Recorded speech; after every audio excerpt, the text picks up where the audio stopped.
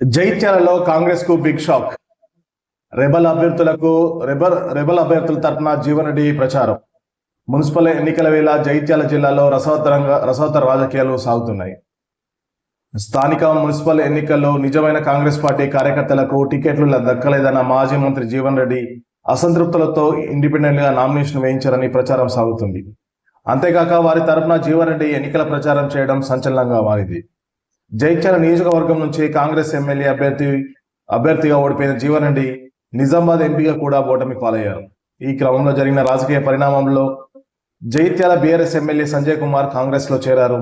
అయితే ఆయన చేరికను మొదటి నుంచి వ్యతిరేకిస్తున్న జీవన్ రెడ్డి పలుమార్లు పార్టీకి వ్యతిరేకంగా తన అసహనాన్ని వ్యక్తం చేశారు. తాజాగా మున్సిపల్ ఎన్నికల్లోనూ అసలైన కాంగ్రెస్ పార్టీ కార్యకర్తలకు టికెట్లు దక్కలేదని ఆరోపించిన ఆయన తన వర్గం వారితో ఇండిపెండెంట్ గా నామినేషన్ వేయించినట్టు తెలుస్తుంది. ఈ క్రమంలోనే గురువారం వారి తరపున ఏకంగా ఆయన ప్రచారం చేయడం ఇప్పుడు రాష్ట్ర వ్యాప్తంగా సంచలనంగా మారింది.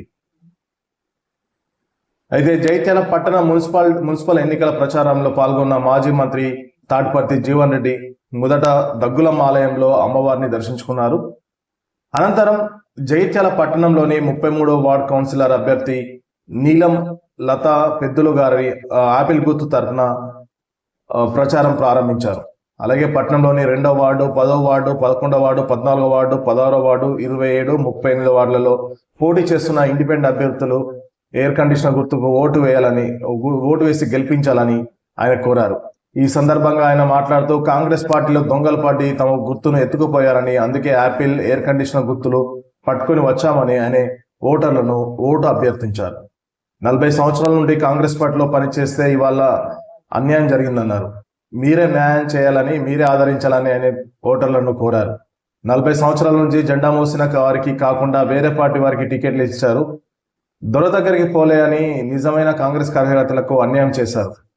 మా గుర్తు ఎత్తుకుపోయారు, అందుకే నీలం లత ఆపిల్ గుర్తుకు, శేఖర్ కు ఎయిర్ కండిషనర్ గుర్తుకు ఓటు వేయాలని తాటిపర్తి జీవన్ రెడ్డి ఓటర్లను కోరారు. 33వ వార్డులో అన్ని అభివృద్ధి పనులు తానే చేశానన్నారు. దగ్గులమ్మ గుడికి స్థలం ఇచ్చి గుడి కట్టం, స్థలం లేకపోతే స్థలం సేకరించి బడి కట్టాం, హై స్కూల్ నిర్మాణానికి 10 లక్షల రూపాయలు మంజూరు చేయించానని ఆయన చెప్పుకున్నారు.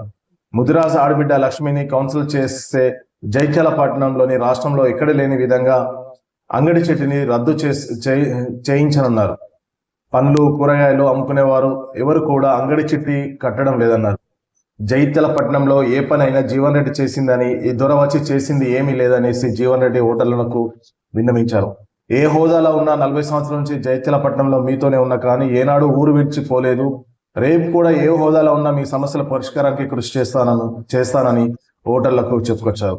నేను బలపరిచిన నీలం లత ఆపిల్ గుర్తుకు, బొల్లి శేఖర్ ఎయిర్ కండిషనర్ గుర్తుకు ఓటు వేసి గెలిపించాలని జీవన్ రెడ్డి కోరారు. కాగా జీవన్ రెడ్డి తీరుతో స్థానిక కాంగ్రెస్ నేతలు అయోమయానికి గురవుతున్నారు. అటు కాంగ్రెస్ కు ప్రచారం చేయడమా లేక ఇండిపెండెంట్ కోసం పనిచేయాలని తేల్చుకోలేక తల్ల పట్టుకున్నారు. కాగా జీవన్ రెడ్డి విషయంలో అధిష్టానం ఏ నిర్ణయం తీసుకుంటుందో అనేది ఇప్పుడు రాష్ట్ర వ్యాప్తంగా చర్చనీయాంశంగా మారింది.